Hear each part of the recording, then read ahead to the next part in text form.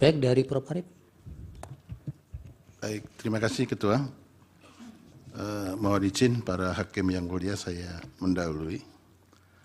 Saya mencoba untuk meletakkan dulu pada kerangka garis besarnya kenapa kita memanggil untuk didengar keterangannya dua Menko dan dua Menteri. Jadi begini, ada dalil dari pemohon. Kedua pemohon itu yang menyebabkan Mahkamah memerlukan penjelasan dari Bapak Menko dan Ibu Menteri Keuangan. Begini juga, untuk pendidikan, karena sidang Mahkamah Konstitusi itu mendapat perhatian publik yang sangat luar biasa. Tidak saja di nasional, tapi juga internasional. Saya pada waktu terakhir ditugaskan Mahkamah Konstitusi ke Venice, itu ada pertemuan Biro MK sedunia, saya hadir di sana. Para ketua asosiasi MK yang hadir di situ dari seluruh dunia, benua-benua itu mewakili benua-benua, menanyakan kepada saya mengenai Pilpres dan Pileg di Indonesia.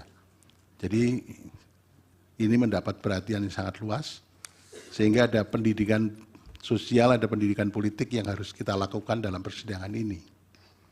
Oleh karena itu, perlu saya sampaikan ada payung yang harus saya sampaikan atau kerangka yang harus kita sampaikan dulu. Kehadiran Bapak Menko dan Ibu Menteri ini kenapa tidak disumpah? Mungkin ada pertanyaan itu.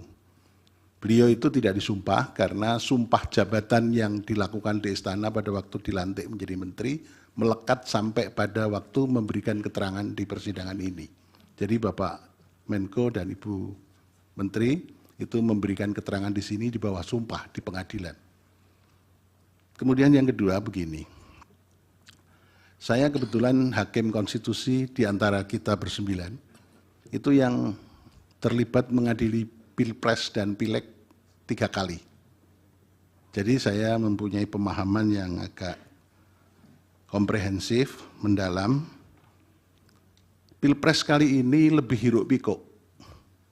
Pilpres kali ini diikuti dengan beberapa hal yang sangat spesifik yang berbeda dengan Pilpres 2014 dan Pilpres 2019.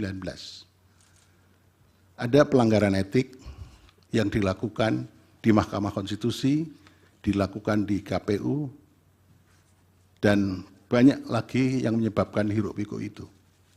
Nah, yang terutama mendapat perhatian yang sangat luas dan kemudian didalilkan oleh pemohon itu cawe-cawenya kepala negara. Nah, cawe-cawenya kepala negara ini, Mahkamah sebetulnya juga kita memanggil kepala negara, Presiden Republik Indonesia. Kelihatannya kan kurang elok. Karena Presiden sekaligus kepala negara dan kepala pemerintahan. Kalau hanya sekedar kepala pemerintahan akan kita hadirkan di persidangan ini.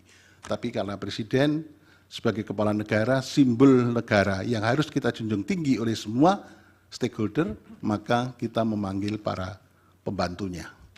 Dan pembantunya ini yang berkaitan dengan dalil pemohon. Kenapa kita panggil? Itu karena begini. Dalil pemohon mengatakan keberpihakan lembaga kepresidenan dan dukungan Presiden Joko Widodo dalam Pilpres. Nah, itu kemudian memunculkan beberapa hal. Satu, cawe-cawe yang sudah saya sebutkan tadi. Kemudian keterlibatan ASN, TNI, Polri yang tidak netral. Ada sangkaan, dugaan PJ Gubernur, Bupati, Wali Kota yang PJ itu juga ikut bermain di situ.